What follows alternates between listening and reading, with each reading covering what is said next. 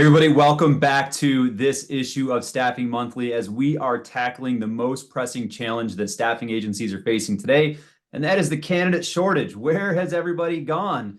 And we are out there scouring the globe, as you've already seen in this episode, with people from all over the world helping us answer that question. How do we get more and better candidates into our pipeline? And as I say, scour the globe, I've actually stumbled across somebody who has an amazing track record and grew up in my new backyard.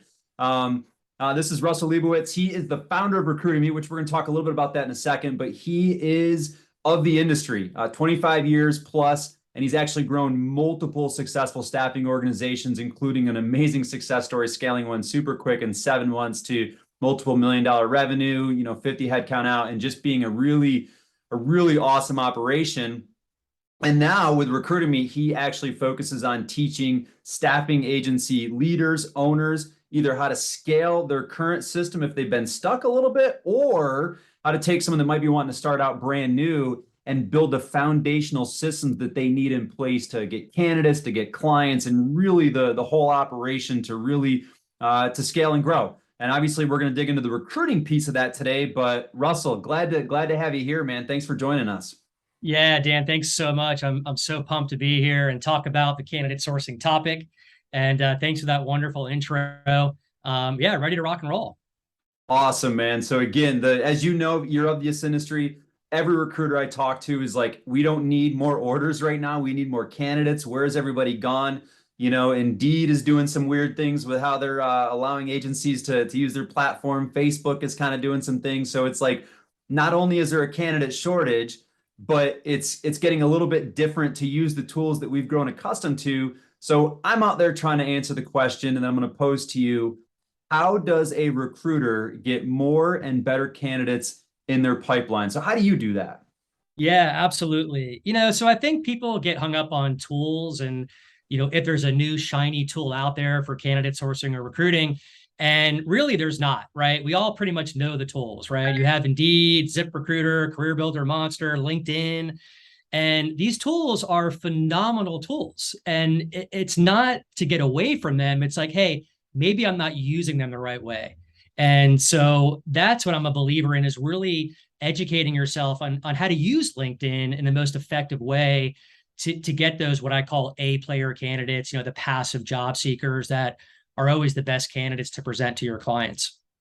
Yeah, no, I think that makes a ton of sense. And I think that, and I don't know if you've seen this in from your perspective in the industry, but I do believe what you're saying there, that we have a tendency, and I consider myself in this group, we have a tendency to gravitate towards the shiny new object, and yet we'll move to the next shiny object before we actually focus on training and being developed and mastering maybe the not as shiny object in the past. So I see it the same way. So is that your response? Is that how you get more and better candidates? Is you just master the tools that are out there? Is that what you're telling me? That's what I'm telling you. And it's coupled with that. The tool is one thing, and where you're going to find your candidates.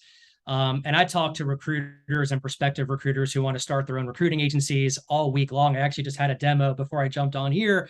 And what I've noticed is a lot of recruiters don't have a predictable candidate acquisition system in place. Like, they're lacking systems and processes, right? And that's where it starts. So I try to coach my members and any recruiters out there that I talk to is, when you get a new position, I know it's exciting. I get it. It's thrilling, but put the brakes on and think about the system that you want to set up. What is the journey and the path that you're going to walk that candidate through, right? That's most important. Mm. And I think a lot of times that's overlooked. And so I put that in place, which I'm going to show you here shortly. I'm excited to show the audience here. And then once you have that in place, the foundation, then you go out and do your sourcing, but you bring that candidate through a wonderful experience, a professional experience, and they trust in you and they know you're their go-to person. So I love that. And if you've tuned into what we've talked about during the tech stack or the technology issue last month, it was all about how do you marry technology and the technological process with the human process, which ultimately, the human being is the most important asset of any organization, especially staffing agencies. So I like that you're marrying those two together and you're being conscious of that, and that you're actually it sounds like you're building a system that's intentional, kind of walking in the shoes of talent, seeing what is that candidate going to be experiencing, because if you can improve that experience, you're going to capture more of them, have a better brand in the marketplace. Is that, am I picking up on that the right way? Yeah, that's exactly what I've done and what I have feel has been successful through my candidate sourcing and screening candidates and placing the right candidate with clients. So Okay, so then before you jump into this, I want to push back a little bit, because I know not everything is one size fits all. So this system, this amazing journey that's going to, give candidates a kind of a more appreciated experience going through this journey with an agency. Is there a particular industry or discipline modality? Is this a direct hire thing? Is this a temp to hire? Is this a healthcare, IT, light industrial? Like, what does this yeah. really work for? Yeah, it's a great question. So the story goes really simple. I'll give you the Reader's Digest version of it. I was doing contingency recruiting and contract placements for 25 years, and I still do that. And it's a great business model. About a year ago, I put the brakes on and I said, you know what? I really want to understand retain search because I never really did that, never played in that field. Mm. And it was a whole new beast. I didn't realize how much of a difference of a pitch and a structure that Night and was. day. It really is. And I thought, oh, I'd pick up on this easily. I know recruiting. I'm a veteran here. I can do this. And boy, was I wrong. So just last year, I put these systems in place that we're talking about that I guess you could say were maybe more geared towards retain search. But what I've realized, I've applied them to contract search, direct hire, engage search, and they've worked just as well, like just as good. Okay. Yeah. Okay. And so now, so that's the type, but what about like industry sector? Is this going to work just as well for me finding maybe a $15 an hour, distribution warehouse type worker as it is going to find like a nurse practitioner or a Python developer? Is that those systems are fairly universal? I'm going to say yes. Okay. So now most of the skill sets that I pursue are executive level and mid level. So I do a lot Okay. of project managers, directors, engineers, etc. So in that space, these systems that we're going to show have worked very effectively. Great. That's great. And again, I like to have that clarity so the audience knows exactly what we're looking at. So this is what we'll do, man. I want you to, you've got sharing controls. Yeah. So walk us through your system that's going to help people get more and better candidates in their pipeline and make more placements. Okay, so this is a URL that we create when we actually get a job, right? So when I talk to a new client, I record my Zoom call. I'm able to go back and transcribe all the notes that my client and I spoke about. And then what I do is I develop a page, an advertising page, essentially, to the candidates that I'm marketing. So when I come across a really good candidate, a lot of times they'll say, hey, can you send me some information about this? I'm busy right now. I'm working. Hey, no problem. And I send this page over to them that explains more in detail about the client that I'm working with. Typically, I'll put a video right here where I come on and I narrate this video and talk about the opportunity, what the candidate can expect. So it's very personal. It's, the candidate realizes we put a lot of time and effort into this, and it's not just a copy and a paste of a job description, right? So hopefully That's you see this okay. that's fascinating. Yeah. So really take my time with this. And then this is also a link that if you're going to be advertising or marketing on any of the job boards like Indeed, which I often do, I simply will paste this in my description and direct the candidates to this type of page. So that's one part of it. The other part that I developed that has worked really well is when you get those candidates is our shortlist process. And what I realize is a lot of recruiters that I speak with, when it comes time to submit a candidate, they simply will attach a resume and put some bullet points in an email and fire it over to their clients, right? Yeah. Kind of an old hat strategy. But if you take your time and you really develop a good looking shortlist page, like you see right here with the scoring system and the candidates in place, this goes a long way with your client. It establishes a lot of trust and credibility, and it tells your client again that you're not the average recruiter. You're taking your time. You're developing a really sophisticated shortlist page for them. The client can click in further to each candidate's profile. There's a video introduction here that we place with our candidates, so your client can meet the candidate, etc. All your documents are hyperlinked right here. So that's been our shortlist process, which has been really highly converting from submittal to interview as well. So it's fascinating. So scroll down for me for a second because I saw that you took a play out of Amazon's playbook, or really e-commerce, which the staffing industry needs to do more of. You have the additional candidates. So it's a nice feature right there where you're highlighting this one that was in the short list or the expanded on, but you still have the ability to click on, Jill or Robert's profile right from there as they Correct. go through it. And it's just like on Amazon when I'm shopping for, golf clubs or whatever, that it will tell me, oh, you should consider these other options. And I think that's a great feature for client experience. Absolutely. Yeah. And I'll get back more onto the topic of candidate sourcing, but these are just little systems that we put in place. And of course, we've all may have heard of the most placeable candidate strategy. I'm a big believer in that is talking to passive A player candidates that you can market to clients, develop a page like this, very professional, put their video interview right here. And this is a great way to market your inventory essentially to prospective clients. Um, yeah. So, Yeah, go ahead. I'm so, sorry. so I so I know that obviously you said you're going to get back to the candidate sourcing thing, but in all fairness, if you're working with the top half of the organization, like you mentioned, you're focused on now with kind of, managers and up, people that want to be represented, if you show them this is your way of marketing, this looks different. The candidate's going to feel like they're going to be actually represented by an agent, if you will. So I think that probably also helps you get more candidates in your pipeline, just the process that they think is going to happen for them, right? Absolutely. The feedback that I've received and other people in my network have received from following this strategy is when you send a page like this over to a few clients who are maybe in the market to hire a sales director within medical, for example, I get emails back like, Russ, this is great. You've actually saved me a lot of time. I like the way you presented this, easy to read. I'll get back to you this week. So it's just a different way of marketing efforts than most recruiters do, and it helps you stand out. Yeah, no, it makes sense. This is great. Awesome. Yeah. So as far as candidate sourcing, I'll show you a few techniques that I use. So, I use Sales Navigator on LinkedIn, and I'm sure a lot of us that are watching right now have used this tool. But, I'll come in here and do some pretty sophisticated Boolean searches and try to come up with a good result of, let's say, project managers or engineers, whatever I'm looking for at the time.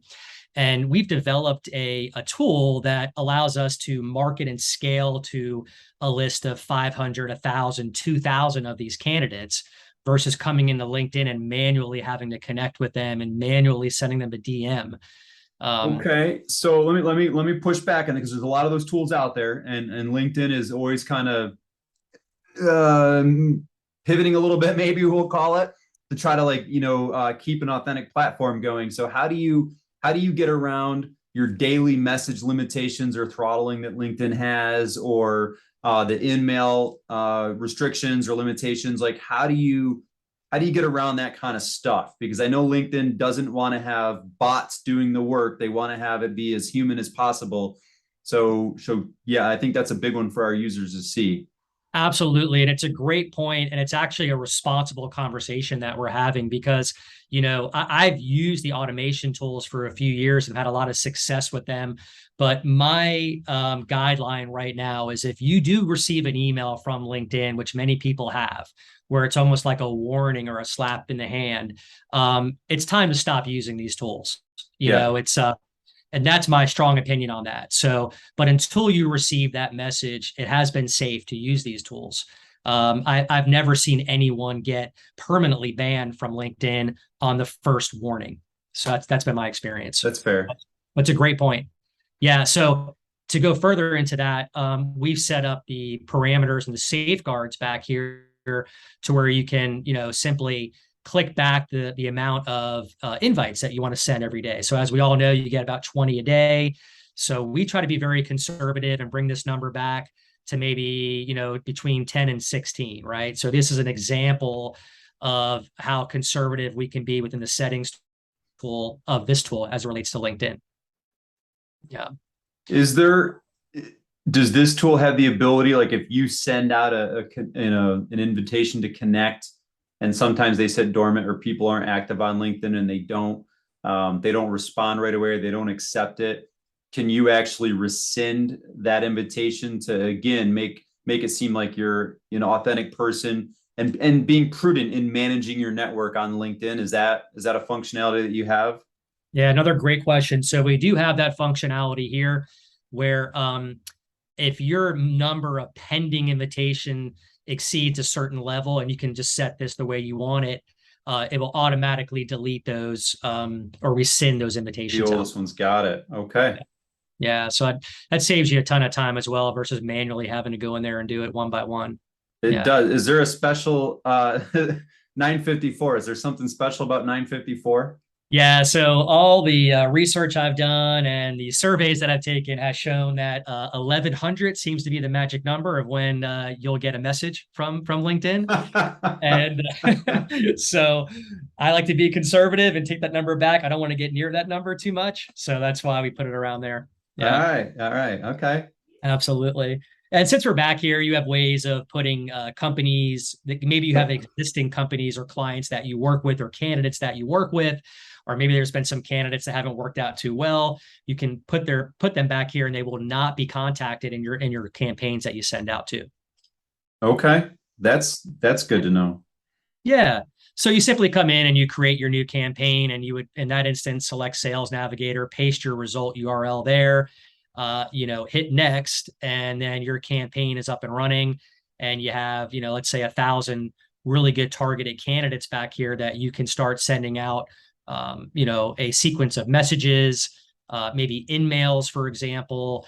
And our tool has the ability to collect contact information only if the user keeps their contact information in their LinkedIn profile. So that would be useful for nurturing campaigns if you have a CRM as well. Yeah. And do you have an API that connects out to a CRM, or is it going to be an export functionality? This is an export functionality, but we Okay. do have a webhook and Zapier feature. Got So it. yeah. So you could sync up if your CRM is pretty popular and it has a webhook capability. You could do that through here. Okay. Cool. Yeah. And then all your conversations can be back here. So the bottom line is this tool is useful for marketing for candidates or clients at scale through LinkedIn. And that's really a way that I do it when I have a new search that comes out. So I want to dig into that one there because I saw the messaging piece of it. I'm sure you get barraged with these things. I get barraged with them all the time, and people are sophisticated. So sometimes it's hard to tell if the message I get from somebody is genuine, authentic, or if it's truly a bot. I've literally had been called the wrong name, so like that's a dead giveaway, right? But like, what are your tips? Like, if you're going to be using a system like this to scale your kind of candidate attraction, what are your tips for messaging? What's your best opening statement? I know that, are you open to new opportunities? Like, that's sort of old hat and it doesn't really work anymore. But Yeah. of course I say that, and maybe you're going to say that that's the best one. But what is your best opening line for talent? I love that you brought that up. So I have a passion for marketing and sales and understanding what elicits responses from hiring managers or from candidates. I'm kind of a geek when it comes to it. I've read all of Seth Godin's books, Permission Marketing, etc. I'm a firm believer that if you put really good, valuable content out there, that the lead that you get that finds you, that raises their hand and says, "Hey, I saw what you had out there. I want to talk with you." That is a much more qualified lead than you pushing your product in somebody's face, right? About 7 months ago, I came across a platform that was doing videos, one-on-one personalized videos. And Yeah, that, I've which, seen a few of these. yeah. And this was a game changer for my staffing organization for ConnectGen, because before this, I was just putting out, basic text messages or emails, cold email, sometimes cold calling.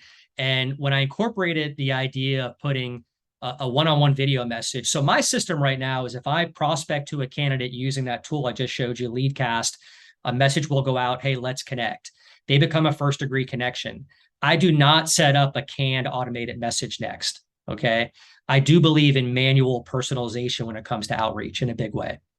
And So let me just drive that point home. So, because a lot of times the other systems we've talked about, it's predicated as soon as they become a connection, there's an automatic response that's teed up to go out on some human like time schedule that you put out in advance. You don't do that, and I don't want to put words in your mouth because that's unsanitary, but you're essentially saying that you don't do that because if someone's going to take the manual step of connecting with you, you want to really authentically connect with them and show them kind of respect in that and meet them where they're at there. Is that, do I understand that? You hit the nail on the head. Yeah, absolutely.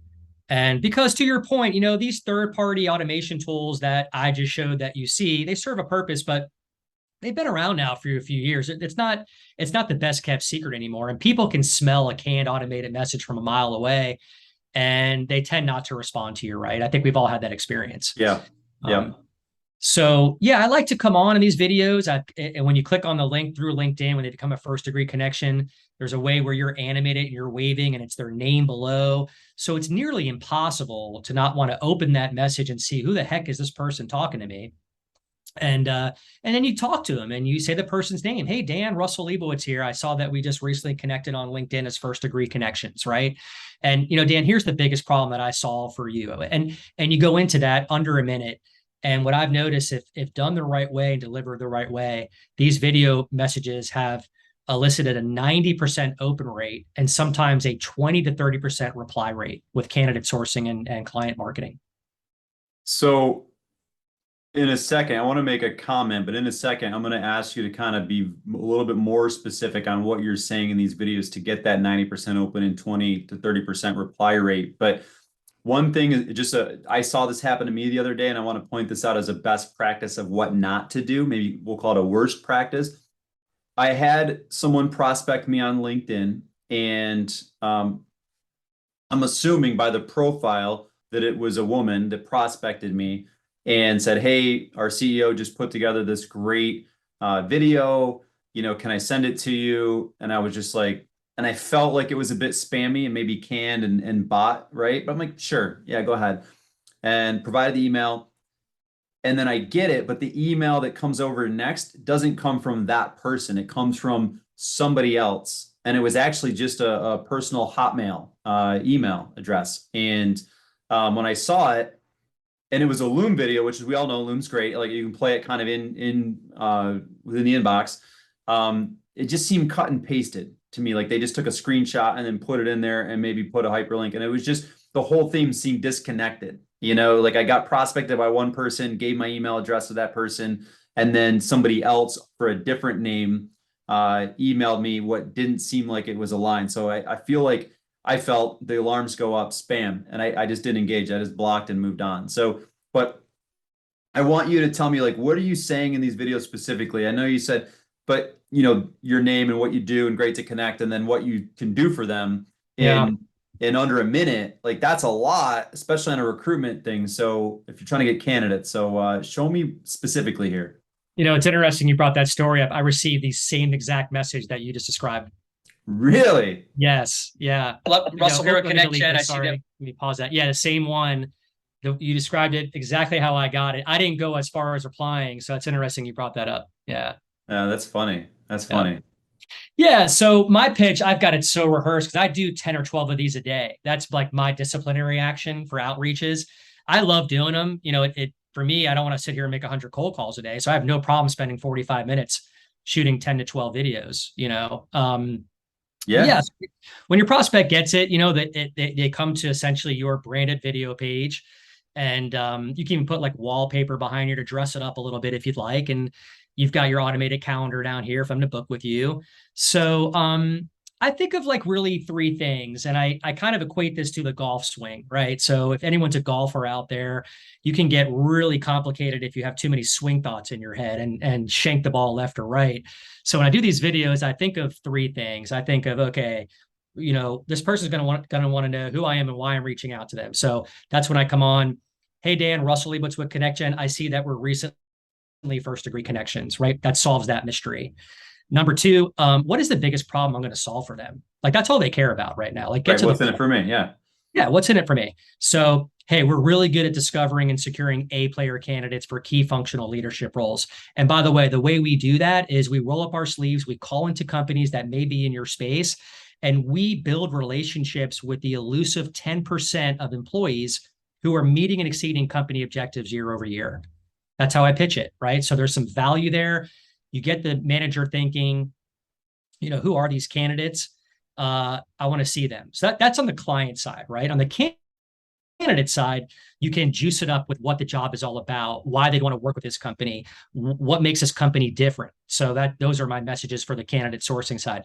This works fantastic for candidate sourcing, even better than client marketing, right? I can imagine, Yeah. because again, clients are barraged by sales and marketing and all the flashy techniques all the time, and that's why they invest a lot of money in gatekeepers and auto dialers and all of that stuff. But candidates, they still crave a human connection and a seamless process. So this makes sense to me.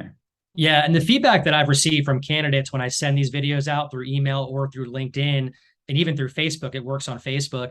They've never seen anything like it. They tell me, "Wow, I've never gotten an outreach like this. This is really unique and different. Let's talk." So we get a lot of high conversions with meetings through these videos. But back to the swing thought, right? So it's who I am, problem you can solve, maybe a quick little value prop, a little bragging on your side, but like very humble brag. We just placed two people like you at this company, or our retention rate is 96% because we have X, Y, and Z in place, something that's relative. And then I wrap it up with a call to action. Hey, I've made your life easier. My automated calendar is below. Go ahead and choose a time that works for you. I look forward to meeting with you. Have a great day. Pretty much how I wrap it up. Yeah. And you're putting 10 and 12 of those out on the client side a day. And I know I want to get back to the candidate side, but like and your conversions are still 20-30% getting meetings on that kind of stuff? Yeah, 30% is aggressive, but there's been days where I'll shoot 10 videos and get 3 replies. Okay. But on average, you can expect 1 to 2 replies. And again, when I say reply, to me, a positive reply is, hey, great video, just hired somebody, don't need anybody right now, but let's stay in touch. That's a positive reply to me, right? Sure. So that is someone that goes into my CRM, my ATS for a nurture campaign sequence, and I will turn opportunities into paid customers through that system down the road.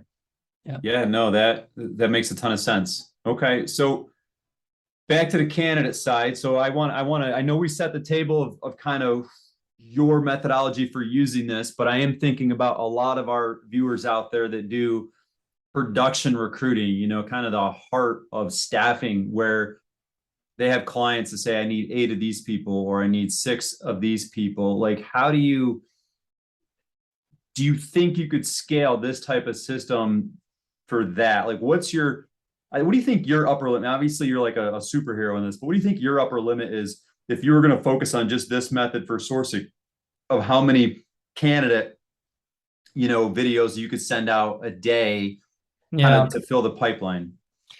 Yeah, no, it's a good question. So, if I was in the place where I secured a new client, they need to hire 10 or 15 or 20 people for a project, is that kind of what we're talking about? Yeah. Yeah, a little higher volume. So I use Indeed, and I pay for the unlimited resume subscription. So people watching may use this as well, but I've had a lot of success with Indeed, and I'm not a big job board advocate person. I feel like sometimes there's active searchers on here that aren't the best candidates. But what I have noticed with Indeed is a lot of the candidates that I prospect to at scale, are working. Like they're at a company, they're doing well, but they hear from me and they're intrigued by what I have, so they agree to meet with me. So Yeah. I'm seeing a lot of passive candidates in here. So then you're focusing more on outreach of what you find on the resumes then versus maybe the active replies to a job ad. Correct. So, I'll come in here and just type in my keyword. We'll just do a project manager for this example, and and then I use the resume search feature here, and I'll get I'm not sure why it's not populating the names in here, but anyways, I'll get a bunch of names here, and then I will typically filter by people that are, you put the limit the search to job title, right? So exactly. Yeah, that's Last why. month, a little more active. Oh, is that why? Okay. Yeah, I think it's only gonna show you that, and then you click on it, and it's gonna show the person, right? I'm guessing that would be my guess on this, but this has actually changed a bit when they retooled things a couple months ago. Yeah, no, you're right. So, anyways, so I'll load up people. I'll be able to check them here and then send out a mass email to 50 or 100 candidates. And what I do is I go back to the job search page that I created, and I'll direct them here so they can have more information. So I'll avoid that conversation when they'll get my message on Indeed and be like, hey, can you send me more information? Like, it's already here for you. Here's the page. I get out in front of it. Okay. Yeah. So this is your one-to-many tool. So if you're going to do like a production recruitment, it might not be the best tool to do those one-to-one videos. Maybe those are more of those kind of, higher end placements or, mid-manager up type stuff. But if you're doing production recruiting, this is your one-to-many. You would direct them there. Maybe you've got a nice video where you're kind of talking to the candidate, the single person that's reading it at the time, drawing them into it. So that makes more sense. So it's almost like you're creating your own job ad on your site that's personalizing it more than we can get on the Indeeds or the ZipRecruiters. And I'm not bashing those job boards. Like they serve a purpose for sure. But this is your one-to-many tool? Yeah, about a year ago, I received a big order from a company. They wanted to hire 45 tower climbers because I'm in the wireless 5G infrastructure space for recruiting. And I use this method that I showed you right now to scale and source and get candidates that way, because it didn't make sense for me to shoot one-on-one videos on LinkedIn to tower climbers. They're not gonna find them on there. So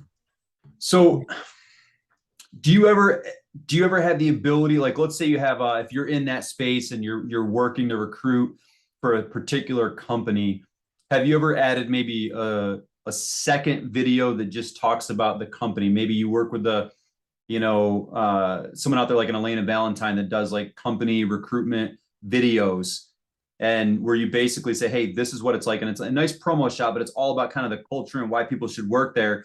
And then your video talks about the specific role. Like, have you ever kind of double up the video, or is that too much on one page? Is that like the Starbucks effect at that point? No, it's actually a great point. This may answer that question. I just changed connected my, on LinkedIn as opposed to preset. Pardon me. Let me pause that. So this is my Recruitemy branding page that I use for videos. And I put a reel of videos down here of like positive case studies, customer testimonials. So to your point, after your video pitch is done here, the 45-second or minute video pitch is done, it rolls right into this and autoplays videos. Okay. So your prospect can literally sit here and do their due diligence, get some social proof on who you are, see more information, and watch these videos. So you have that ability. That's awesome. Yeah. And then you can put some calls to action buttons down here too, to take them to certain videos that you want to take them to, etc. Yeah. No, this is a good tool. So what I want to do, and I'm sure you've got a little bit more, but I want to do a quick recap for people. So again, we started the question, the theme of this entire month is how do we get more and better candidates? And really what Russell has shared is that you take a step back and you think about the journey or the process that human being is going to have to go through to have your job that's on the other side of it. And if you're thoughtful and intentional on creating a process that's unique, but also rewarding or enjoyable for the candidate, I think that's where you're going to attract more and better candidates to your process and have what I call kind of, candidate pipeline leakage. You want to avoid that. You want to have less of that through the process. And I also think it's a process, and again, not to deviate too much away from the candidate side, but it's a process that you could showcase to prospective clients and say, this is how we recruit. This is, can you see how this type of process would attract more and better candidates? And I think that might give them the logical proof they need to justify working with you as an agency. So that's really the first part, is design that process and then think about the tools that you or your recruiters should be using to properly manage each part. If you're doing production recruitment and you need that one-to-many, kind of that job ad page that Russell was just showing, where he talks about the specific job and he structures it not just like a job post, but saying, hey, this is what the job seeker is going to want to know about, and as an ability to apply in the whole nine. I think that's a different approach. But then if you're doing more customized roles where you're trying to place a creative art director or, someone in the C-suite or something like that, you have that tool that, Russ was showing, where he does that one-to-one. He's always prospecting on LinkedIn for candidates. And then he sends out a custom video saying, hey, Jay, we just connected one-to-one. Great to meet with you. This is what I do. I'd like to talk to you about a specific role if you're open, whatever. So those are the right tools that you think about how you're actually trying to process people through, and you're not trying to force fit the wrong tool at the wrong time in the process. Have I Have I been taking copious notes? Russell, did I get that right? And you pass. That was phenomenal. Yes, absolutely. Yeah, Awesome. and that was great. And there's one more quick thing I can show everyone here that's been working out really well. I've been testing it recently, and that is LinkedIn Learning. Are you familiar with that, Dan? I am a little bit Yeah. as far as some of the classes, but I've not actually posted here. Yeah. So you have the ability to go in here and type in any keyword that you want. Let's just take like accounting, for example. So if you are in the, staffing for accounting, and what this is, it's a library of educational videos that LinkedIn puts out there for free for anyone to come in and watch on anything related to accounting, so becoming a bookkeeper.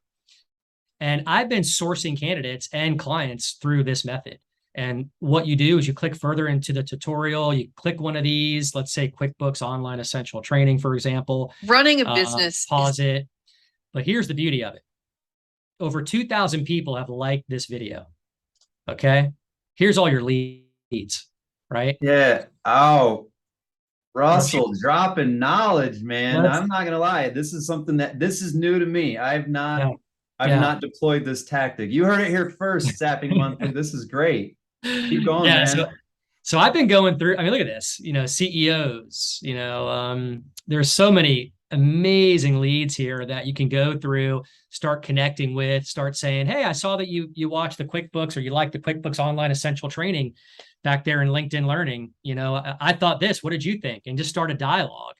And I'll take it a step further. Down here, people will comment right here. They give reviews. And these are all, again, people on LinkedIn that watch this class, and you can look at their titles and show more reviews and start connecting with these people and start cultivating relationships with them. So it's a great way to source candidates. That is great. I Yeah. love it. I Any love it. keyword you want, guys, but just put the keyword there and get after it. So Nice. yeah. Nice. So you could probably, man. And so whatever niche you're recruiting into, you just kind of look for some courses that would fit within there, and you're going to see people. I love that too, because if people are there, that means they're interested in professional development and honing their skill set, which is, I think, is an important trait for placing, a talent. Yeah. And think about it, Dan. You could, reach out to any of these prospects and say, hey, let's connect. I saw that you just watched the QuickBooks training. I did as well. They connect with you. And then you know what? Shoot a video. That's, it's so personalized. It's great. And it really is personalized, because you actually, even though you did it as a prospecting source, you took the time to go down, that rabbit hole, if you will, and find their particular like or their particular comment and find them, so that it does become personalized. And I think that that's a lot better than even saying, hey, I saw that you attended this university, or I saw that you follow this person, which is just front and center on their profile, right? It actually shows that you did a little bit more due diligence than just looking at their profile. So I think that's nice. That's a good one. Yeah. Good stuff. It's not every day. I'm not saying I know it all, but it's few and far between that someone actually, teaches this old dog a new trick, man. But kudos to you for breaking that one out. I've not seen that angle yet. No problem. Glad I could add some value today. Awesome, man. So I've got one kind of final question, because I really want to drive this point home. Let's pretend for a second that there's somebody watching this interview right now that wants to start their own agency, and they're like, I want to start. I've got some clients that I can call on from my professional job in the past, but how do I start building my database? How do I get those people in there? I've built my system out like this. I've done some of this. Like, just one line answer. What do you tell that person about sourcing more candidates that you've not shared with us yet? Yep. Okay, here it is, guys. You want to go on LinkedIn, the free version. Don't spend any money, because chances are, if you're just starting out, you may be on a budget, right? So that's okay. Do your searches up here, put your keywords in, filter it, get some candidates, talk to the candidates, build relationships with these candidates, be their best friend. Go ahead and create your most placeable candidate page right here. Design this for them, show them the page. They're going to be like, wow, this is amazing. Thank you so much.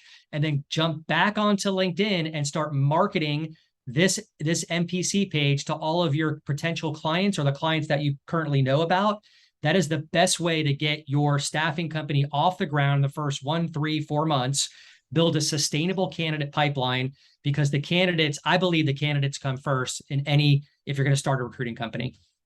So you're 100% correct. More so now than ever before, because right now, because of the candidate shortage that's out there, the agency that has the best talent pool can attract the clients that they want. It's not even a sales game anymore. And I hate to use this term, frankly, because they're human beings, but it's an inventory game. It's a talent database game. He or she who has the strongest database of talent can, I don't want to say name their price, but they can pretty much work with who they want and generally on their terms. So I agree. Russell, man, it has been great to have you. I feel like at some point in my mind, this might get edited out of the video right here, but I feel like we're going to throw down a challenge, and you and I are just going to go just throw a dart at a map, and wherever it lands, we're just going to say, let's go open up an agency right here and just live stream the entire journey over whatever, 3, 4, 6 months. Is like a real-time, real world TV style case study, and just see what we can do, man, because that would be a lot of fun. You just gave me the chills. I'm all in. I love that idea. Let me know when you're ready. Awesome, man. Listen, I appreciate you having here. Any parting shots that you want to share with our audience? And what's the best way to get a hold of you if they want more information on this or they want to learn more about Recruitemy? Absolutely. Yeah. You can follow me on LinkedIn. I'd love to be a first degree connection with you. My YouTube channel, I'm putting content there every day with videos about different strategies and tricks for sourcing and getting clients in sales and marketing. So follow me, subscribe to my YouTube page. And then I also have my Facebook group page for Recruitemy. I'd love to have you there as well. Awesome. Russ, man, it's been a pleasure. I'm really glad to connect with you. And when I'm back in Florida, I'll hit you up and maybe we can go out and swing the sticks. I would love that, Dan. Thank you so much for having me.